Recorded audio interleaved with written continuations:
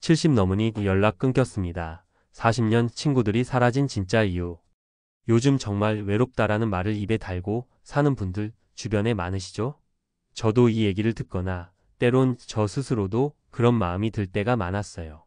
특히 60대, 70대를 넘어서면서 친구들 연락이 점점 뜸해지는 걸 느낄 때 내가 뭘 잘못한 걸까? 친구들이 왜 갑자기 멀어지는 걸까 하는 생각에 가슴이 아려오더라고요. 40년, 50년을 함께해온 친구들이 한순간에 연락을 끊고 만나자고 하지도 않고 심지어 아픈 날 연락 한 번 없이 지나갈 때는 솔직히 서운함과 외로움이 동시에 밀려옵니다. 이게 진짜 친구인가? 싶을 정도로 씁쓸할 때도 많죠. 그런데 이 현상은 단순히 사람들이 변해서라거나 내가 소홀해서만은 아니더라고요. 오늘은 은퇴를 준비하거나 이미 은퇴한 분들이라면 반드시 공감할 만한 이야기, 그리고 꼭 알아야 할 현실적인 이유들과 전문가의 통찰을 담아 말씀드릴게요. 그리고 실제 사례 3가지를 통해 친구라는 존재가 왜 그렇게 달라질 수밖에 없는지, 그리고 우리가 어떻게 대비할 수 있을지 깊이 들여다보겠습니다. 은퇴 이후 인간관계가 왜 달라질까? 은퇴 전에는 매일 출퇴근을 같이 하거나 같은 일터에서 수십 년을 보내면서 자연스럽게 만남과 연락이 유지됩니다.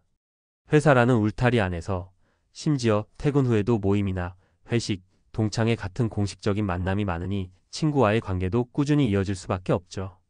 그런데 은퇴를 하고 나면 갑자기 일이라는 접점이 사라집니다.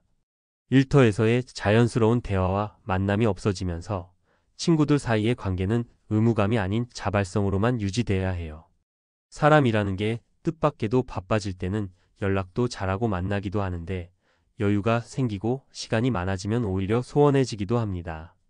이게 아이러니한 현실입니다. 전문가들은 이 시기에 많은 사람들이 겪는 사회적 고립을 심각하게 봅니다.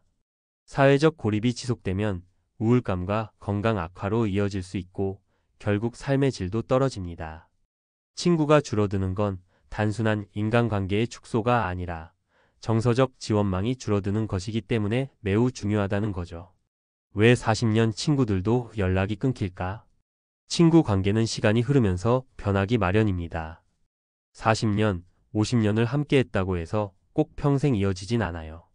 여기에는 몇 가지 현실적인 이유가 있습니다.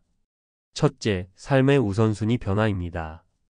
은퇴 후 각자가 처한 환경이 달라지면서 가족 돌봄, 건강 문제, 경제적 부담 같은 현실적인 문제들이 더 큰 비중을 차지하게 됩니다. 그러면서 친구 만나기는 뒤로 밀릴 수밖에 없어요. 둘째, 심리적 거리감이 생깁니다. 친구들도 나와 비슷하게 변하고 각자의 생각과 생활 방식이 달라지면서 공감하기 어려운 부분이 늘어납니다. 예전엔 그냥 만나는 것만으로도 좋았지만 시간이 지나면 서로를 이해하는 깊이가 더 중요해지고 그게 맞지 않으면 자연스럽게 멀어지죠. 셋째, 건강 문제와 이동성 감소도 큰 요인입니다. 특히 70대 이상이 되면 몸 상태가 예전 같지 않아 직접 만나기가 어려워지고 연락도 점점 줄어들기 마련입니다.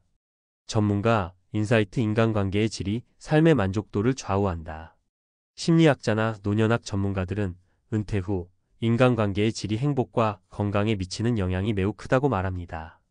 단순히 친구 수가 많다고 좋은 게 아니라 얼마나 진정성 있고 깊은 교류를 유지하느냐가 중요하다는 거죠. 미국 노년학 연구에 따르면 정서적으로 지지해주는 친구가 한 명이라도 있는 노년층은 그렇지 않은 사람보다 우울증 위험이 절반 이하로 낮다고 해요. 결국 40년 된 친구가 사라진다고 해서 새로운 관계를 만들지 말라는 뜻이 아니라 진짜 내 편이 되어줄 사람을 어떻게든 만들어야 한다는 이야기입니다. 현실 사례 1. 72세 김씨, 40년 지기 친구들과 멀어진 이유.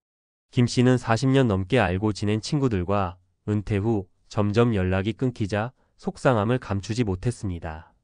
퇴직하고 나니 회사 다닐 때처럼 연락할 이유가 없더라고요.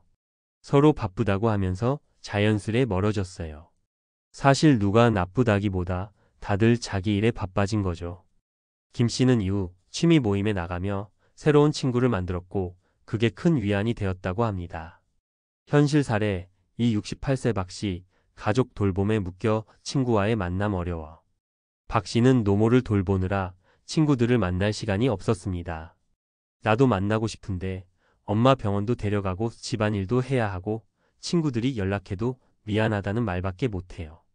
이런 상황은 많은 은퇴자에게 공통적입니다.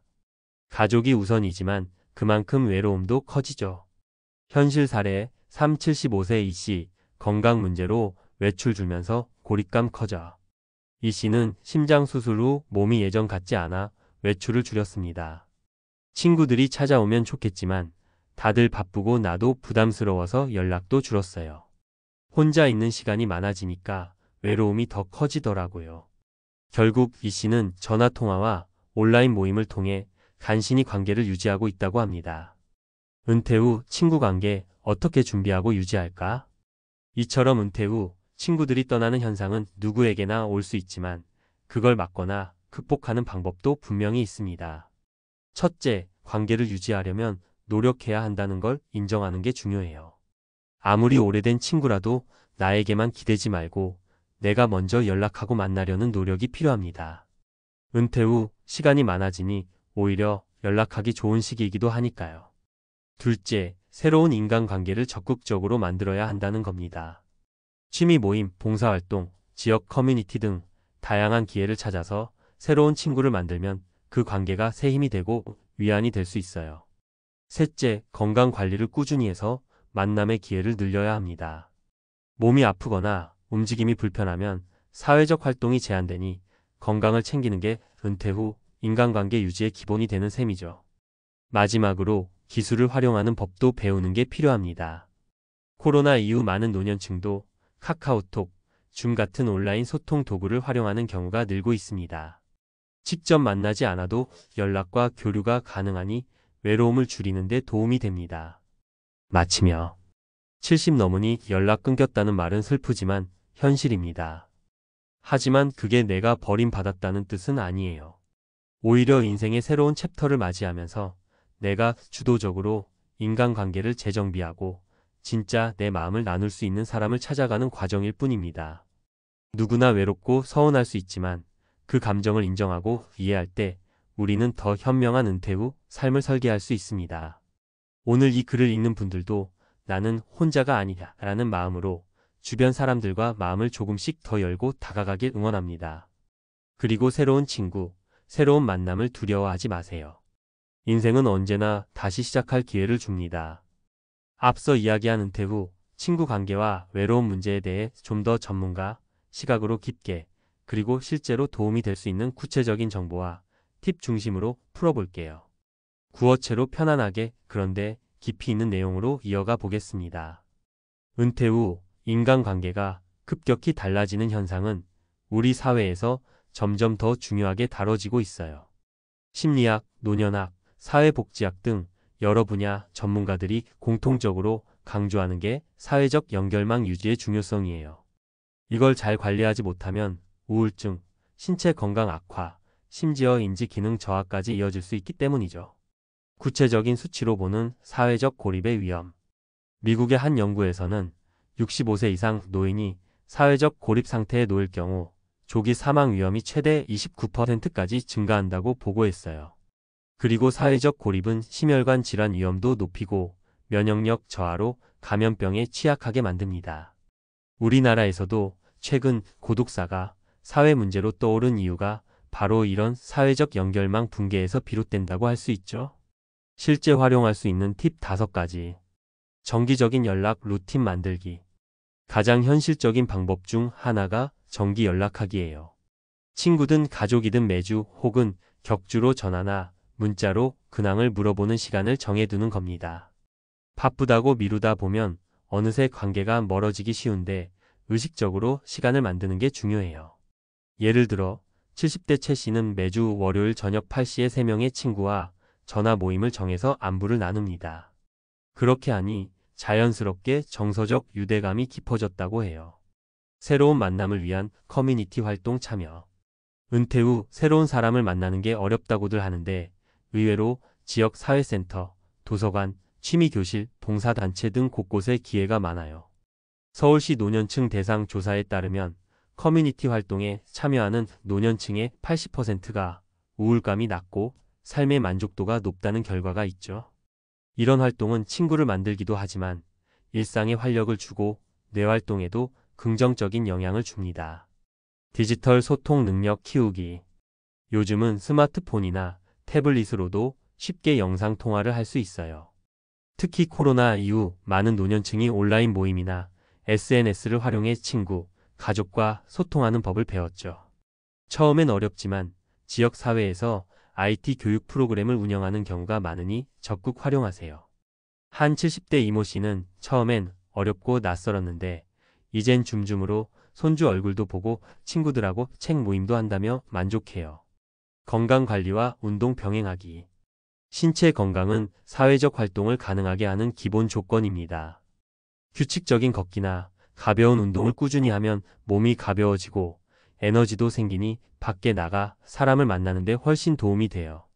의학 연구에 따르면 65세 이상 노년층이 일주일에 150분 이상 적당한 운동을 하면 우울증 위험이 30% 가까이 줄어든다고 합니다. 감정 솔직하게 표현하기.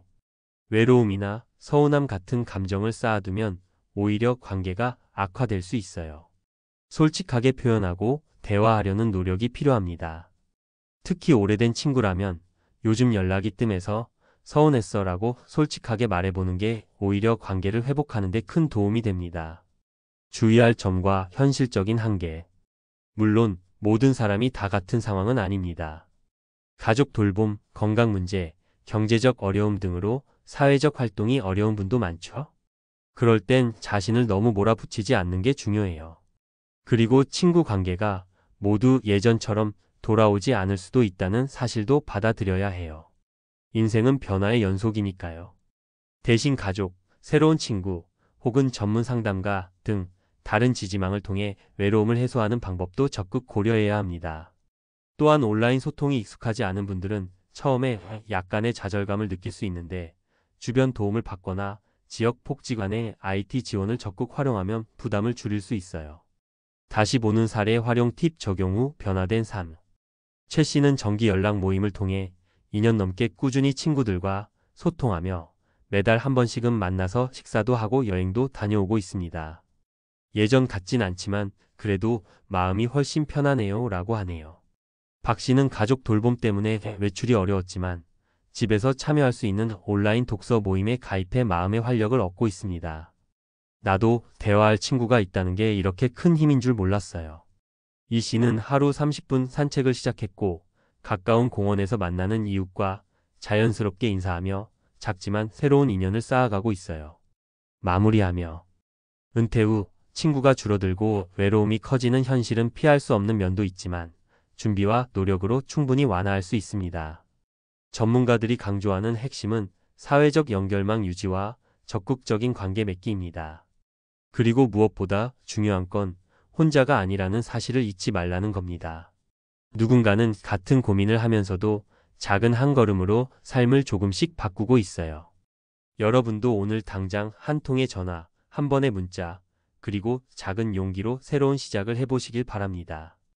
혹시 더 구체적인 상담이나 정보가 필요하면 언제든 말해주세요. 제가 도울 수 있는 한 최선을 다할게요.